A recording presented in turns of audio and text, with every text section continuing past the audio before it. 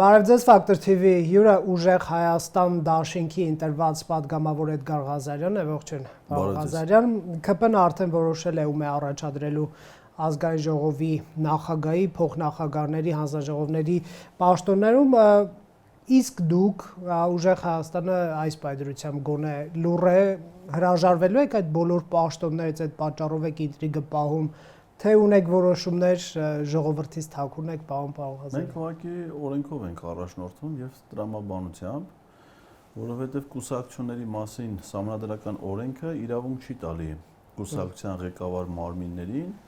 որոշում կայացնել պետական իշխանության մարմինների կազմավորման հարցերով։ Ընտրությունն է, իրենք հասկանան ով է գնալու, ինչ վատ բան կա։ Ես չգիտեմ, իրենք ինչ են ուզում հասկանան, արդյոք այդ իրանց քվեարկություններից հետո հասկացել են թե դա ինձ չի հետաքրում։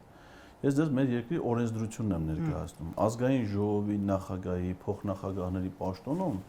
առաջադրումներ անում են ոչ թե կուսակցությունների վարչությունները, այլ ազգային ժողովի խմբակցությունները։ Բայց դուք չունեք կանոններ, որի կազմում ընդգրկված են միայն ազգային ժողովի պատգամավորներ։ Չեք քննարկել հարցը դրա մասին։ Մենք չենք քննարկել, որովհետև խմբակցությունը ֆորմալ առումով ձևավորվում է ազգային ժողովի անդրանիկ նիստի օրը, այսինքն ուժեղ Հայաստան անվանումով խմբակցություն ձևավորվելու է օգոստոսի 2-ին եւ խմբակցությունը կորոշի թե ազգային ժողովի նախագահի տեխնացու առաջադրի թե չէ։ Իսկ դուք հավակնություն ունեք, անձամբ ինձ կարծում եմ շատերն հետաքրքիր կլիներ օրինակ ձեզ տեսնել Հայկ Կոնջորյանի, Վահագն Ալեքսանյանի, Ռուբեն Ռուբինյանի կողքին նստած որպես ընդդիմության ԱԺ փոխնախագահ։ Գնահատում եմ ձեր տրամադրությունը այդ նախագահությանը որակ հաղորդելու իմաստով, բայց ես նման հավակնություններ չունեմ։ Ազգային ժողովի պատգամավորի կարգավիճակը ինձ լիովի բավարար է իմ առաքելությունը եւ իմ արժեվ դրված խնդիրները լուծելու համար։ Իդեպ ասեմ, որ մարդ ազգային ժողովի պատգամ նախագահ, տեղակալ թե հանձնաժողովի նախագահ, նրանք բոլորը ազգային ժողովի պատգամավորներ են։ Բոլորը։ Եվ մյուս պատգամավորներից տարբերվում են միայն դրանով, որ նրանք հավելյալ ծառայություններ են մատուցում մյուս պատգամավորներին։ Այսինքն նրանց կարգավիճակը այդ իմաստով առանձնապես չի տարբերվում կամ շատ քիչ է տարբերվում ազգային ժողովի մյուս պատգամավորներից։ Իսկ դուք կվերցնեք այդ պաշտոնները, անձամբ դուք չէ, խմբակցություն։ Դա հիմա մեզ մոտ քննարկվում է, թե ինչքանով է դա նպատակահարմար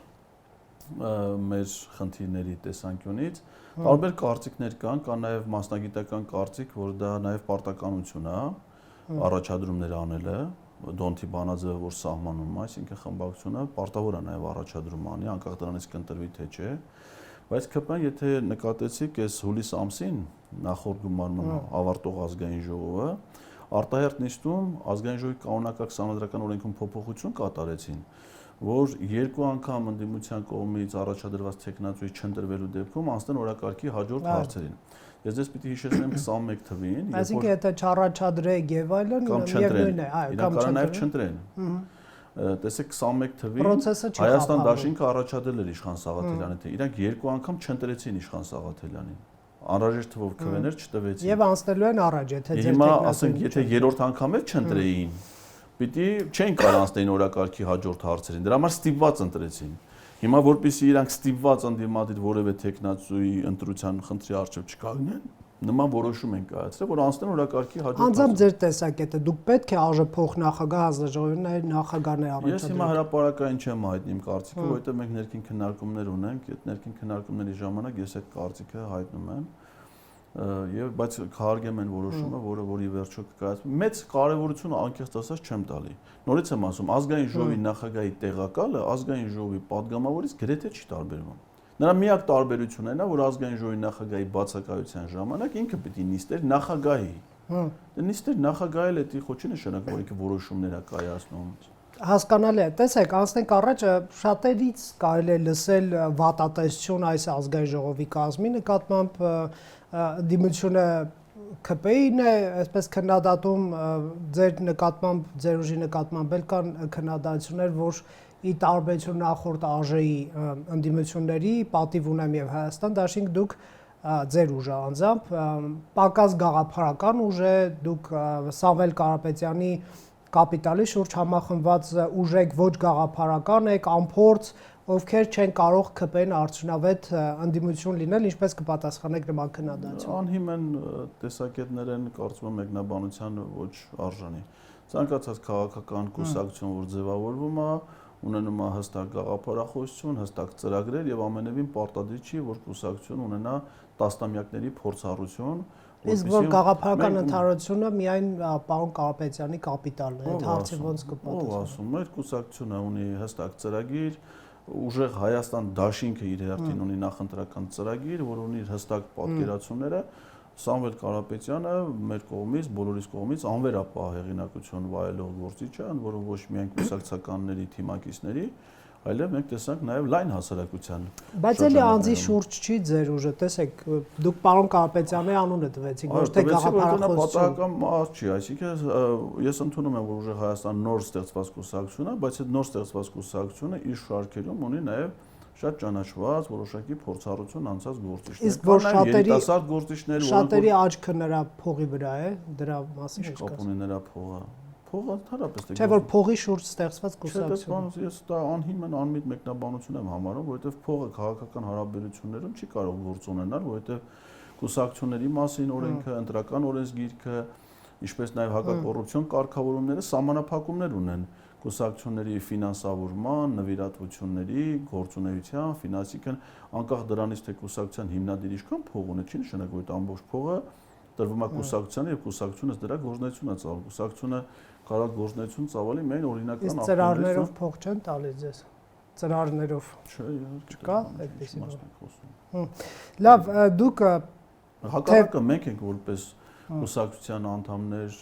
նվիրատվություններ անում կուսակցության անդամավճարներ մոծում, դա կուսակցականների խնդիրն է, այսինքն կուսակցական ինքն է կուսակցությանը փող տալի, ոչ թե կուսակցությունից փող ստանում։ Պարոն Ղազարյան, տեսեք, անցած այժմ դուք պատգամավոր չեք, բայց այնտեղ հայտնվեցիք տարբեր առիթներով, ամենաաղմկահարույցը մարդու իրանքների հանձնաժողովում այդ միջադեպներ, երբ որ սպառնալիքներ հնչեցին նաև ականջ կտրելու վերաբերյալ, չեք կարծում, որ դուք այս ազգային ժողովում չափազանց ուշադիր պետք է լինեք եւ օրինակ 2018-ի հեղափոխություն չկոչեք թուրք-ադրբեջանական հեղափոխություն։ Դե ԿՊԱ-ականներով եք շրջապատված լինելու, նրանք ձեզ դժվարներ են, պարոն։ Չի հետաքրքրում ընդեղից բացի, մեր խմբակցությունից բացի ուրիշ գոյություն ունի։ Չէ, բայց դուք կարող եք անտեսել այդ միջավայրը որտեղ գտնվում է։ Ես չեմ, ինչ չի հետաքրքրում իրանց մոտեցումները։ Ես իմ ելույթներում հանդես եմ գալի այն արտահայտություններով, այն ձևակերպներով, որոնք ես ինքս եմ նպատակահարմար համարում։ Այսինքն դուք աժամբիոն եք բարձրանալու եւ ասեք թուրք-ադրբեջանական հեղափոխություն։ Ես ինքս կորոշեմ թե որ պահին, ինչ խոսույթով, ինչ ձևակերպումներով եւ ինչ տոնով առոգան ազատ եմ ես իմ գաղափարների, իմ մոտեցումների ներկայացման հարցում։ Օրինակ 18 թվականի ողբերգական իրադարձությունները ադրբեջանա-թուրքական հեղափոխություն որակելու բացատրությունը ես տվել եմ նաև կարծեմ ձեր տաղավարում, որ ես դա ասելով նկատի չունեմ այն մարդկանց, ովքեր դարձել են մեր լայն հասարակությանը ժողովրդին դրա զոհը, այլ նկատի ունեմ այդ հեղափոխության շահառուներին, այսինքն ով է ի վերջո շահել այդ ողբերգության արդյունքում։ Դա եղել է Ադրբեջանը եւ Թուրքիան։ Եվ դա իմ համոզմունքն է, դա իմ վստահ տեսակետն է, ես իմ տեսակետը արտահայտելու հարցում սահմանափակումներ չունեմ, կգտնվեմ ձեր տաղավարում, թե ազգային ժողովի ամբիոնի առջև, թե հանձնաժողովի նստում։ Այսինքն ազատ խոսքից պետք է դուք մտածում եք, որ Հայաստանում ազատ խոսք ասող վախենա։ Այստեղ ասեք ինչքան ուզում եք, այնտեղ արժե։ Ես որևէ տեղից ազատ խոսք ասելուց չեմ վախենում։ Ես իմ ազատ խոսք ասելու համար մեր շենքի բակում բռնության եմ ենթարկվել։ Ես քրեական հետապնդումներ եմ։ Ես հիմա ազատ խոսք ասելու համար ունեմ մեղադրյալի կարգավիճակ։ Եվ հիմա շարունակվում է դատական վարույթը իմ դեմ հարուցված քրեական գործով ՍԴ դատավորների մասով։ Ես ազատ, բայց դա ինչ չի կաշկանդում ոչ մի իմաստով։ Ես իմ ազատ խոսքը ամենուր ասելու եմ այն ձևակերպումներով, ինչպես որ ես այդ պահին նպատակարարում եմ։ Ես կաշկանդվածություն չունեմ, անհոգ եղեք։ Արժե սպասենք ձեզնից էլի ադրբեջանա-թուրքական արտահայտությունը հեղափոխության։ Որտեղ որ դրա կարիքը կլինի։ Եվ կլինի կարծում եք։ Քանի որ այդ ողբերգությունը ադրբեջանա-թուրքական հեղափոխությունը, կարծում եմ, որ կարելի է դրան նորից, չգիտեմ ինչքանով պետք է ամեն անգամ դրան անդրադառնալ, բայց որտեղ որ մենք հիշենք դրա մասին, կանդրադառնանք ճիշտ բնութագրերով։ Բա որ ֆիզիկական հարձակման ենթարկվեք ԱԺ-ում ԿՊԱ-ական մարդու նկատմամբ բռնություն գործադրելը հանցագործություն է, եւ ով որ դա կանի, կարծում եմ։ Այդպես էր կարծում նաեւ Վահե Հակոբյանը անցած ԱԺ-ում։ Ես չգիտեմ Վահե Հակոբյանը ինչա մտածել, ես գիտեմ որ քրեական օրենսգրքով հիշում եք, չէ՞, ինչ ես տեղի գիտեմ որ ունեցավ։ քրեական օրենսգրքով մարդու նկատմամբ բռնություն գործադրելը դա համարվում է հանցագործություն։ Որոշ Ես նաև հիշում եմ որ դրանք չեն պատժվում։ Լուսահոգի պատգամավոր մեհերը Հայաստան խմբակցությունից Սահակյան, երբ որ վիճաբանություններ ունեցել Վլադիմիր Վարդանի հետ, կարծեմ նրան ազգային ժողովի շենքից ձերբակալեցին եւ քրեական պանձեռմխելությունից զրկեցին եւ պատասխանատվության ենթարկեցին Վլադիմիր Վարդանյանի նկատմամբ։ Դե ասածս այն է, որ դուք առանձնատուկ ուշադրության կենտրոնում եք լինելու ձեր այս բառը ինձ ներեք, եթե սխալ է, էքսցենտրիկ, այսպես ասենք, վարքագծի կերպարի պատճառով։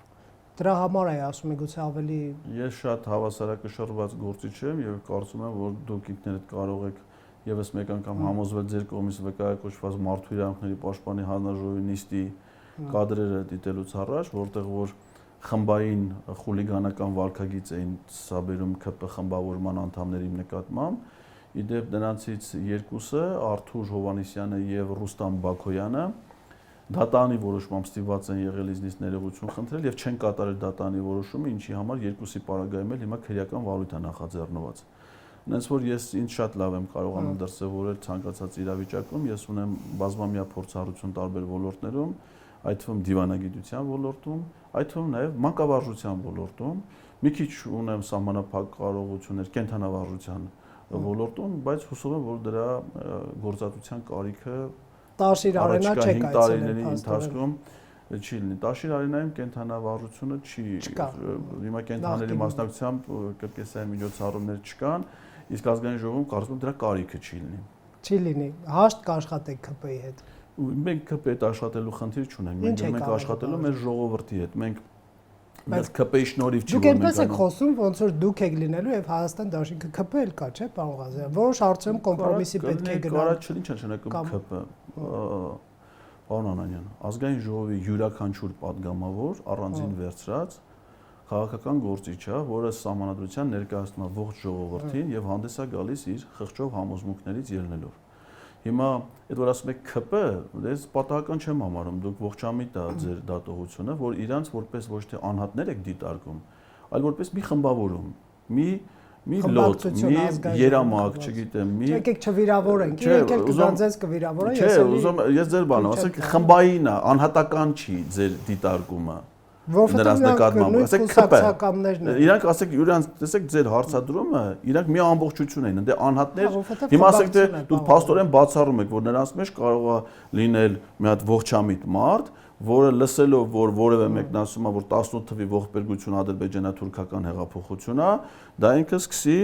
ինտելեկտուալ մշակման ենթարկել այդ միտքը եւ փորձել հասկանալ դրա ճշմարտացիության։ Դուք դա գործնականում բացառում եք ձեր հարցադրումը։ Ես մի քիչ ասած լավատեսություն ունեմ,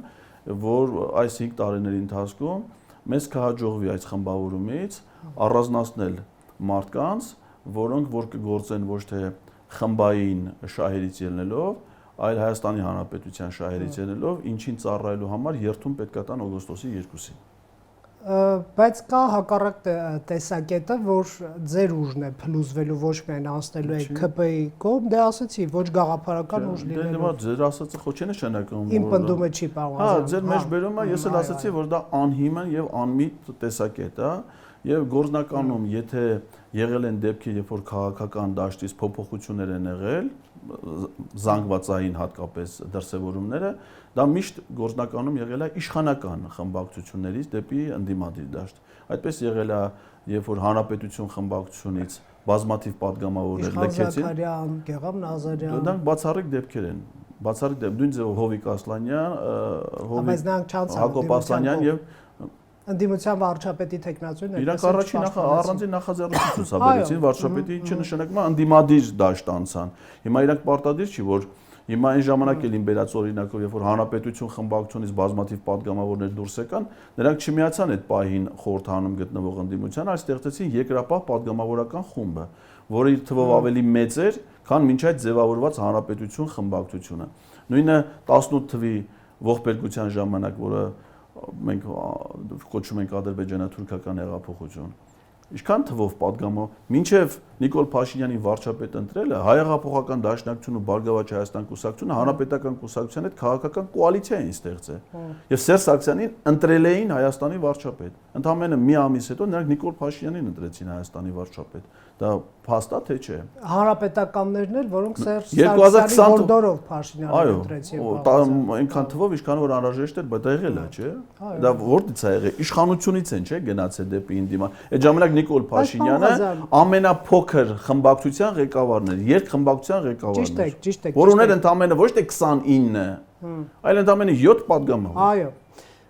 Բայց հեղափոխությունները ամեն 10 տարի մեկ չեն լինում։ Բացի դա մի հատ ուրիշ բան էլ կա։ Հեղափոխություն պետք է անարդարության ծառավից մարդիկ անեն, հա։ Լավ էր, վատ էր այս ընտրությունները, դուք ահագին ձայն ստացաք ընդդիմադիր 240,000 ստացել մեր քվեների իրական Հայաստան դաշինքը եւս 140,000, լավ, ամեն դեպքում այդ անարդարության զգացողությունը չկա։ Այն իմաստով, բա որտեղ են փողոցում մարդ դուրս չեկա։ Չէ, կներեք, եթե մարդիկ անարդարության զգացողություն ներողություն, եթե մի րոպե էլի ռոբոտ։ Ձևավորում ես, դուրս են գալիս։ Կարող է անձամբ դուք ունեք։ Դուրս գայիք փողոց բողոք կանոններ եք սահմանում։ Այդ ով ասում որ մարդը եթե ունի անարդարության զգացողություն, ապա այդ զգացողության արտահայտության միակ ձևը փողոց դուրս գա։ Հիմա իմ քրոջը, որը 22 տարի դեղերի փորձագիտական կենտրոնի փոխտնօրենն է եղել, այդ պաշտոնը զբաղեցրել այն ժամանակ, երբ որ ես դեռ Ջերմի գրուպ ընկերության մարքեթինգի աշխատակից էի։ Հիմա իմ քրոջը անարդար են վարվել եւ իրան հեռացրել են աշխատանքից։ Ինքը պիտի դուրս գա փողոց։ Դուք քաղաքական process-ը անձնական կարիերան։ Չէ, մի րոպե, նույնը հասարակության մեջ է, ով է ասում, որ մարդու ընդվզումը, կարծիքը արտահայտելու միակ տեղը քաղաքական պատմությունների մասին է, որ մարդիկ դուրս են գալիս փողոց, եթե համարում են, որ ընտրությունը կեղծված է, ոչ ոք եղել է, որ դուրս են եկել փողոց, եղել է, որ փողոց դուրս չեն եկել։ Մարդիկ իրեն այսպես մատի փաթաթան չդարձնեն։ Ես 17 թվի անուն ասացի, ասում եմ բազմաթիվ դեպքեր կան, երբ որ մարդը հանդիպում է անարդարության, այդ թվում նաև գլոբալ իմաստով հասարակական հարաբերություն, եւ բոլոր դեպքերում չի, որ մարդը փողոց դուրս է գալի, այդ է իր արտահայտումը։ Կարա նաև դուրս գա, բան չունեմ ասելու։ Մարդը կարա նաև դուրս չգա հիմա, նկատ ունենալով, որ մինչև հիմա փողոցային պայքարը որևէ դեպքում գրեթե էական արդյունքների չի հանգեցնում։ Արդյունքի հանգեցնելու է առաջիկա Ղազյան։ Ինչ լիցք կա, ինչ Ես կարծում եմ, որ հիմա այս զանգվածային ընտրախախտումների, ապօրինությունների, իշխանազավթման հետևանքով մեր հասարակության մեջ կա հիասթափություն։ Հիասթափության մթնոլորտ եւ հատկապես հակաիշխանական հասարակական դրամ։ Իմիջիալից ասեմ, որ բոլոր ընտրախախտումների, բոլոր ընտրակաշառքների, բոլոր վարչական ռեսուրսների, ամեն ինչի հետևանքով Նիկոլ Փաշինյանը նույնիսկ կեսի վստահությանը չի հաջողվել արժանալ։ Նա ստացել է ընտրական իրավունք ունեցող քաղաքացիների ընդամենը 29%-ի եւ քվեարկությանը մասնակցած ընտրողների անվավերնն էլ հանած 49%-ի աջակցություն։ 49-ը մի քիչ ավել, հա։ 49-ը մեկը ինչ։ Այսինքն նույնիսկ կեսի վստահությանը նա չի արժանացել։ Մի հոգի, չէ, դուրս եկա ոնց որ բոլորին դեմից Նինա Կարապետյան ցենք էին արել հավաք, բայց ուզում եմ ասել շատ Ես ուրիշ բան եմ ասում, նա վստահություն հիմա հասարակության մեջ չի վայելում եւ հիմա մեր խնդիրը եւ մարդկանց մոտ կա հիասթափություն, որ նա հերթական անգամ ապօրինությունների հետևանքով զավթեց մեր ժողովրդի օրինական իշխանությունը։ Ուր է այդ հիասթափությունը։ Եվ հիմա այդ հիասթափ, բայց ով ասում։ Դուք ընդդիմադիր գործիչ եք, այդպես պետք է ասեք, բայց գործնական մենք դրա Հիմա դուք էլ հիմա քաղաքական վերլուծաբան եք, որի պատկերացումներով Չէ, հարցազրույցավար եք, որի կարծիքով հիասթափության արտահայտության միակ ձևը դա փողոցներում դուք ասում, ես էլ ասում եմ կա ձև, որ մարդը հիմա տանը նստած ունի հիասթափություն եւ ունի հակակրանք եւ Ես այդ մարդկանց չեմ ատեսում, իրոք կա։ Հիմա այդ մարդկանց մեր խնդիրն է, որպեսզի օգոստոսի 2-ից մեկնարկող մեր նոր որակով, նոր կարգավիճակով քաղաքական պայքարի արդյունքում վերականգնենք մարդկանց մեջ վստահությունը հետագա պայքարի նկատմամբ եւ առաջնորդենք այդ պայքարը մինչեւ գլխավոր խնդրի լուծումը։ Տեսեք, այդ ձեզ դուք բնականաբար ընդդիմադիր գործիչ եք եւ պետք է ասեք, որ լինելու է իշխանափոխություն, ԿՊ-ն 5 տարի չի ձգելու, փողոցն ու ազգային ժողովը իրար հետ ենք համատեղելու եւ այլն։ Բայց եկեք եթե մի քիչ ռեալիզմի դաշտ գանք, ձեր բազմաթիվ կողմնակիցներ բանտերում են, հարյուրավոր քրեական գործեր կան, Սամվել Կարապետյան, Նարեկ Կարապետյան եւ այլք, կարկառուն գործիչներ կան, որոնք եւս քրեական հետապնդումների են ենթարկվում, դե ոչ միայն դուք, այլև օրինակ Ռոբերտ Քոչարյանը, Գագիկ Ծառուկյանը, նրանց կուսակցականներ եւ այլն։ Արդյոք սա այն մասին չի, որ Նիկոլ Փաշինյանը թույլ չի տալու ձեզ ուղղակի աճել եւ քաղաքական թափ հավաքել եւ ձեր, այսպես ասենք, վեկտորը ոչ թե զարգացման եւ աճի մասին է լինելու, այլ ինքնապաշտպանության եւ սեփական գոյությունը քաղաքական դաշտում պաշտպանել։ Բացարձակապես ոչ, որովհետեւ այդ ամեն ինչը վկայությունն է դրան, որ ինքը մեր դեմ sense արշավանելու հաջողության հասնի, այլ ճիշտ հակառակը, դա վկայությունն է այն բանի, որ ինքը չափազանց թույլ է, չափազանց խեղճ եւ այդ ագրեսիվությունը, այդ թուլության, այդ խեղճության դրսեւորումն է։ Օրինակ, եթե ինքը վստահ հաղթանակ տոնած լիներ ընտրություններում, չէ, ասենք օրինակ 2018 թվականին ինքը նման բաներ չէր անում։ Ինքը 2018 թվականին զգում էր, չէ, որ ինքը համընդհանուր հասարակության սերն է նույնիսկ վայելում էր, չեմ ասում վստահությունը, համակրանքը, աջակցությունը։ Ինքը խնդիր չուներ ընտրություններից հետո մարդ ձերբակալեր, քնախնդություն ցուցաբերեր, գնար սրա հետևից, ինքը վստահ ժողովրդի վստահություն էր վայելում ու որոշումներ էր կայացնում։ Բայց հիմա տեսեք ինչ ռեգրես է ապրեինք, ինչ վիճակում է հայտնվել։ Այդ անիրավի քաղաքական հետապնդումները ի վերջո ոչ մեկս էլ հիմար չենք, չէ, բոլորս էլ հասկանում ենք, որ այն ինչ որ Գագիկ Ծառուկյանի դեմ իրականացվում է հիմա, դա իրավական process-ների հետ բացարձակապես ոչ մի կապ չունի։ Ես չասացի կապ ունի, թե չունի։ Ես եմ ասում, որ ոչ մի կապ չունի, դա ակնհայտ քաղաքական ռեպրեսիվ։ Չէ, բայց ընդդիմությունը այսօր հիմա դրանից ինքը խնդիրները չի լուծում։ Չտես խնդիր չկա, ասենք, եթե դուք նկատել եք հենց նախընտրական շրջանում, օր կար, որ մի պահ կար, չէ, որ մենք ցերեկները ես այտենց կատակ էի անում, ասում եմ հակակոռուպցիոն դատանը դարել է ուժեղ Հայաստանի գրասենյակ։ Ցերեկները այդում ենք աշխարհի իրիկունը հավաքում ենք հակակոռուպցիոն դատանի բակ, որովհետև մեզնից մեկին հաստատ ընդ դատում են կալանքն է, կալանքի ժամկետի։ Հիմա դրանից հետո երբ որ այդ process-ը շատացավ, մենք դա չէինք անում, որովհետև մենք չենք թողնում մեր գործը գնանք մարդիկ էլ բոլորս էլ գիտենք ցանկացածից կարող է բռնեն, որովհետև դա ხო չեն բռնում դրա համար որ մարդը անցանկագործ է։ Բռնում են որովհետև քաղաքական ռեպրեսիա է, բայց մենք մեր գործն ենք առաջ տանում։ Հիմա էլ է ինքը անկախ դրանից ինչ, հիմա ասենք Նարեկ Կարապետյանի մարդու դեմ քրեական գործ են անցել։ Նարեկի համար էդի գիտեք ինչքան ոնց որ մեզանից բոլորի համար էլի ծիծաղելի բան ասի, Նարեկը ո՞նց կարող հանցանք գործ, չէ՞։ Պարզա չէ որ սա ռեպրեսիոն, դրանից ոչ թե Նարեկն է թուլանում Կարապետյան, ոչ թե մենք ենք թուլանում կճվում, ասում ենք ես էլ էս որպես ասեմ մեր խմբակցության առաջի համարի տեխնացուի դեմ քրեական գործ են հարուցել, ես արդեն ընկճվում մտածեմ ես ինձ ոնց եմ պարտես, բան գոյություն չունի, հակառակը դրանից հասարակական տրամադրությունները ավելի են գեներացվում, ավելի են տրամադրվում եւ դա հենց իր խեղճության դրսեւորումներն է, ինչ ավելի մեծ վստահություն է տալի մեզ, տեսնելով իր խեղճ թուլացած վիճակը, ավելի մեծ վստահություն է տալի մեզ վճռական պայքարը շարունակելու։ Բա որ ազատության մեջ մարդ չմնա ձեզնից։ Ну ժողովուրդն էլ մնալու է։ Մեր իրական աջակցությունը հասարակությունից է գալի։ Մենք մեր ժողովրդին ծառայող մարդիկ ենք։ Իսկ մեզ հեռացնել մենալ մենակ ժողովրդի դեմ դիմաց, այդքան էլ լավ հեռանկար։ Ժողովուրդ համեմեկ իր տեղում է մի անհանգստացել։ Նույնիսկ ԲՀԿ-ի համար ոչ ոք դուրս չեկա։ Այո, ինչի հենց ձեր ասածը այդ ռեպրեսիաների հետևանք, այսինքն որովհետև մարդիկ գիտեն, որ հիմա ցանկացած այս պահի դրությամբ որոշակի փողոց դուրս գալը նշանակում է գալու են, նկարեն, հետո հետապնդումների ենթարկեն այդ ակցիայի մասնակիցներն, այդ անտենան ով տղա ունի, ով աղջիկ ունի, ով որտեղ աշխատում, դրանց գործից այդ ռեպրեսիաներն է, որ մարդկանց առայժմ փողոց, բայց դրանից այդ մարդկանց դժգոհությունը, իրական տրամադրությունները չի փոխվում, հակառակը ավելի է լարվում։ Մարդիկ տեսնում են այդ աննա։ Հիմա ասենք թե եթե ձկնարդյունաբերողները գնացել են կառավարության շենքի դիմաց բողոքի ակցիա են անում, չէ՞, դուրս էին եկել, չէ՞, փողոց այդ մարդիկ։ Հիմա իրանց նկատմամբ կարա ռեպրեսիա լինի, բայց դրանից իրանց խնդիրները չի լուծում։ Օրինակ ես կառավարության իստում Նիկոլ Փաշինյանն ասում է, որ ինքը աճեցրած ձուկ չի ուտում։ Ինքը Ալիև երևի իրան մենակ թարմ ասետրին է ուղարկում, երևի Կասպից ծովից բռնած, դրա համար ինքը աճեցրած ձուկ, ուրեմն կապ չունի ձկնարդյունաբերողները ինչ խնդիրներ ունեն։ Ինքը խնդիրներ չի կարա լուծի։ Հիմա դուրս էին եկել այդ մարդիկ, չէ՞։ Խնդիրների լուծման հանգեցի, բայց այդ մարդկանց դժգոհությունը, վրդովմունքը գեներացված է, իր տեղում է։ Ուսից ամբողջ հասարակությունը հիմա լարվածության մեջ է։ Ու այս բռնությամբ ինքը չի կարա զսպի այն իրական տրամադրությունները, որոնք կան հասարակության մեջ։ Այսինքն ճիշտ եմ հասկանում, որ իշխանափոխության տրիգեր դուք համարում եք նաև Ռուսաստանի կողմից պատժամիջոցների խստացման հետևանքով սոցիալական բունտի հասունացումը։ Դուք տեսեք ինչ է կատարվում։ Բոլոր ուղղությունների հետ է ինքը հարաբերություններ փչացրել։ Այսօր ամսի քանիսն է։ Հուլիսի 30-ը, չէ՞։ Հեսա մի քանի օրից կլռանա օգոստոսի 8-ի տրիպի համաձայնագրի ստորագրման առաջի տարին։ Մի գործողություն արվել է այդ ուղղությամբ։ Եկել են ուսումնասիրել են, փաստաթղթեր են վավերացրել եւ այլն։ Դե ուզում եք Չաքուչն ու Մեղն առնել, սկսեն սարքել։ Ալեևում ադրբեջանական հատվածում Չագուչ ու Մեղ։ Հիմա գնացեք տեսեք ինչքան ճանապարհներ է կառուցվել։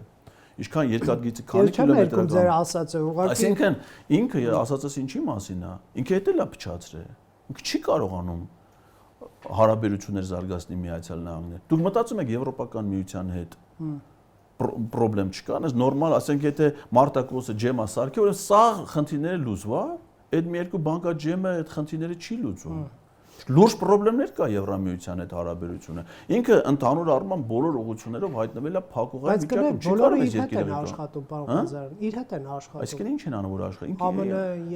Ինքը ծիտիկին ազատություն էր տալիս, վերջեր նոր արձակուրդից եկել։ Մատ առողջաներ գնացել որ ծիտիկը չէր կարող թռնել, չի ասած։ Փաստորեն դուք ինձ լավ եք հետևում Նիկոլ Փաշինյանի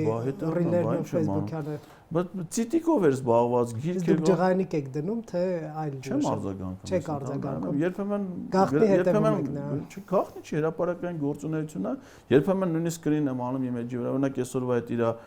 այդ ձկների հետ կապված գրառմանը սկրին եմ արել դրել եմ, ասում եմ, որ ասում եմ ես աճեցրած ձուկ չեմ ուտում, ասում եմ իսկ շպրոտ ու կիլկի ուտում ես, ասենք մենք կարանք մենք ուտենք էլի կիլկի, եթե շատ սոված ունենք։ Բայց կարևոր հարց է բարձրացնում, ինչով են սնվում ձկները, պարոն Ղազարյան։ Ձեզ կարևոր չի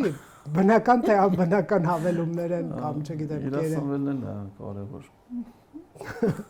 Նիկոլ Փաշինյանը եւս մեկ մտածող ունի։ Դա է կարևոր։ Դե ամեն դեպքում եթե մի քիչ լրջանանք նորից, այ եթե դուք լինեիք Փաշինյանի պաշտոնը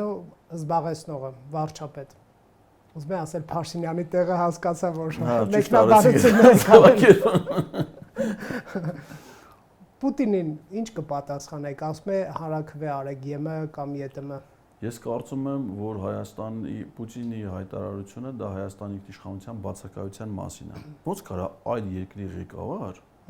առհասարակ մտածի, թե մեր երկրում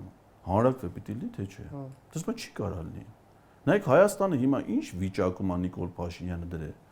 որ Ադրբեջանի նախագահն ասում է հանրաքվե պիտի անես, որ նոր սահմանադրություն ընդունես ու տեքստը նա ասում էլի նաև անկախության հռչակագիրը պիտի դրանում հղում չունենա։